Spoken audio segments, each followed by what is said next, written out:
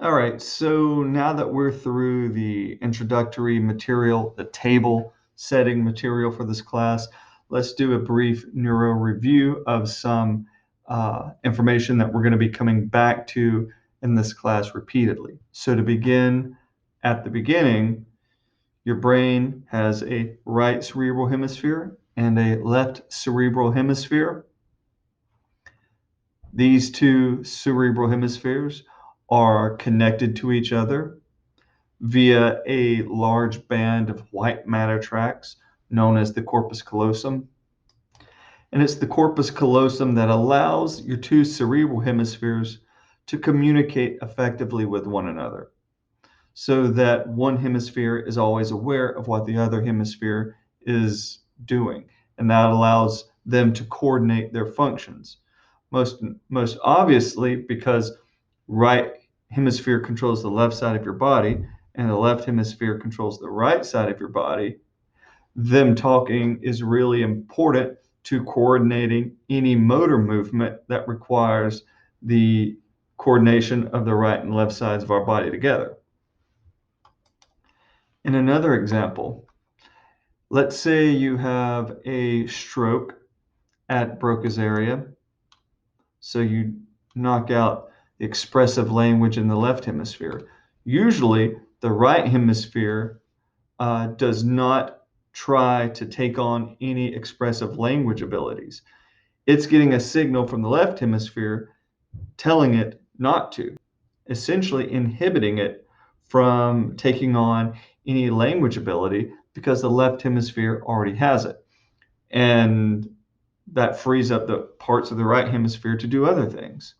But if we have lesion to Broca's area, we'll say that takes out the expressive language, then suddenly via the corpus callosum, the right hemisphere is going to know that expressive language in the left hemisphere is down. And that analogous area to Broca's in the right hemisphere would start lining up and becoming more active and doing its best to produce expressive language, which it's not going to be able to do much. The discussion of neurology and the history of neuroanatomy is largely the history of the left hemisphere. For 150 years, basically since the beginning of neurology, up until, I don't know, maybe the 60s or the 70s at earliest, the left hemisphere was really considered the dominant hemisphere, the hemisphere that controlled everything, where all the traits that made us human were located, such as language. And so the scientists and the neurologists really focused on the functioning of the left hemisphere because in a lot of ways it was just easier to understand what it did. Up until we started severing the corpus callosum to reduce seizure activity, we really didn't know much about what the right hemisphere was really doing. And really the main reason for that is because so much of what the right hemisphere does is like things that happen beneath your level of awareness. But the right hemisphere does play some very important roles in communication and in perception. So as speech therapists, we're often involved in treating communication disorders as a result of damage to the right hemisphere. Some of the things that the right hemisphere does related to communication, it is responsible for a good bit of extra linguistic communication. So this is the communication that happens outside of the selection and production of your words. So the left hemisphere is doing language, the left hemisphere is doing words, but your right hemisphere is really responsible for how you deliver those words. The right hemisphere is really responsible for those modalities of communication where we're able to communicate our emotion. So our prosody. So our prosody, this is not the words we say, but this is how we say our words. This is the melodic quality of our speech, where a really high amount of information is communicated. And this is, demonstrated by you can take a single utterance, and by changing the prosody, you can change the meaning of that utterance without changing the words. So John likes Mary. John likes Mary. John likes Mary, right? So 3 different productions, 3 different meanings. The words were the same, but I varied the prosody, which dramatically changed what the actual meaning that's being communicated. The right hemisphere is also responsible for our ability to use facial expression and to understand the facial expression of others, and as well as body language, our ability to express ourselves appropriately using body language, and our ability to understand the body language of others. And prosody, facial expression, and body language. This is where all the emotional content of your communication is delivered. So your prosody, your facial expression, your body language. This is where probably the majority of the emotional content of your communication exists. If you were involved in communication without prosody, without facial expression or body language, it's going to be very dry. It's going to be difficult to discern any emotionality within that communication. The right hemisphere is responsible for our ability to process the meaning of environmental sounds. So the vernix area in the left hemisphere processes our speech sounds for us and allows us to understand the words that those speech sounds represent. Our right temporal lobe processes environmental sounds and allows us to understand the meaning of environmental sounds, non-speech sounds. The right hemisphere is responsible for visuospatial processing, and this is our processing, our perception of where things are in space in related to one another. The right hemisphere is responsible for our perception of the big picture, our perception of gestalt. So people with the right hemisphere damage, they often are able to perceive individual details of a picture that you give them, but they're unable to put all those details together and understand what the big picture is. So a common idiom that you'll hear people produce in reference to patients with right hemisphere disorder, they'll often offhandedly say, it's like he can't see the forest for the trees. And that's literally the situation.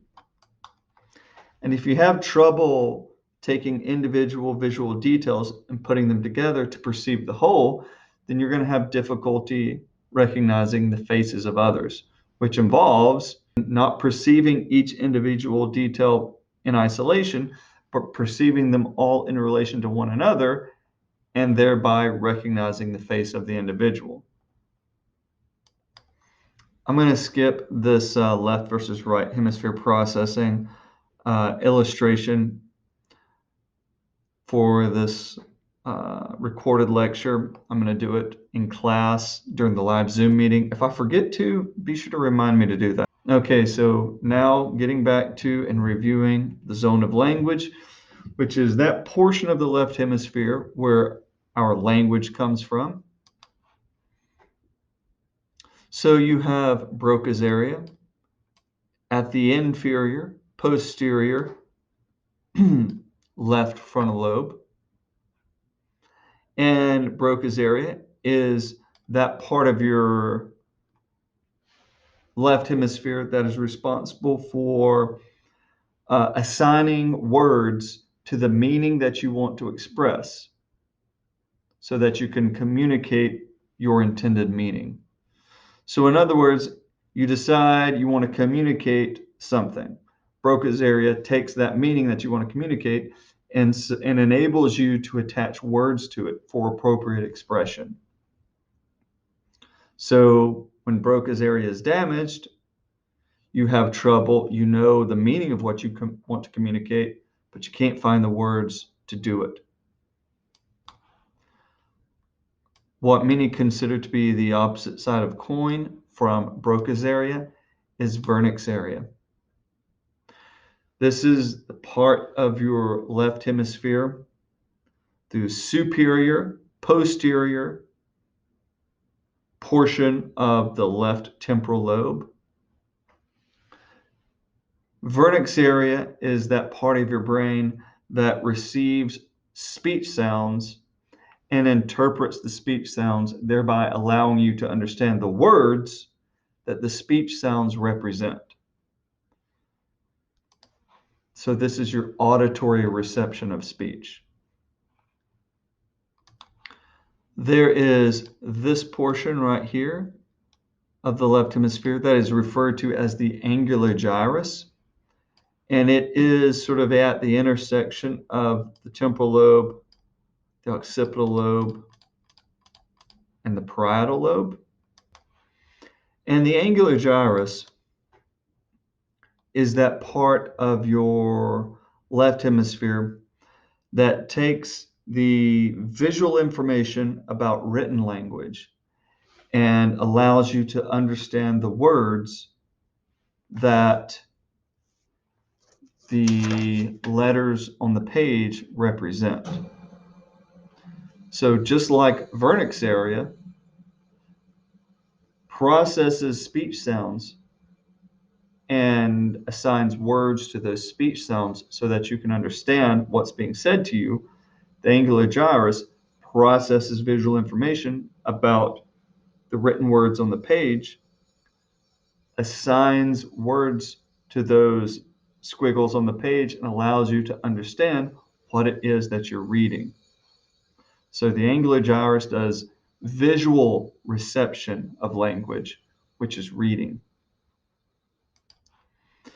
And there is a band of white matter that connects the angular gyrus and Wernicke's area to Broca's area, and this is known as the arcuate fasciculus. The arcuate fasciculus allows words that are processed at Wernicke's from speech, or words that are processed at the angular gyrus from written language, to be transmitted directly from the back of the brain to Broca's area, to be turned into expressive language for you to repeat those words. So the arcuate fasciculus, it enables us to repeat what we hear. And in babies, infants, they start mimicking their caregivers speech-wise when the arcuate fasciculus begins to mature. So it's a very important structure for the development of language. Now, if we put a stroke right in the middle of the arcuate fasciculus, so we have cut the wires between Wernicke's area, the angular gyrus, and Broca's. Now, if this happens, I can still understand the speech that I hear, the meaning of the speech I hear. I can still understand what I'm reading, the meaning of the words that I'm reading, but I can't transmit those words verbatim to Broca's for repetition. I cannot repeat verbatim. I can take my understanding of those words that I heard. I can transmit my understanding of the meaning of those words that I heard or that I read to the front of the brain, where Broca's takes that meaning and puts my own words to the meaning, in which case I'm paraphrasing, but I can't repeat directly. And a quick review of the general functions of the lobes of the brain. The 4 cerebral lobes. Let's ignore the limbic for now. We'll come back to that at some point in this class. You have your frontal lobe, so this is anterior, this is posterior. You have your frontal lobes. Behind your frontal lobes, you have your parietal lobes, and then your occipital, and then here on the sides, you have your temporal lobes. So your frontal lobes, this is where volitional motor movement originates. This is where your personality is. This is where your high-level cognition is.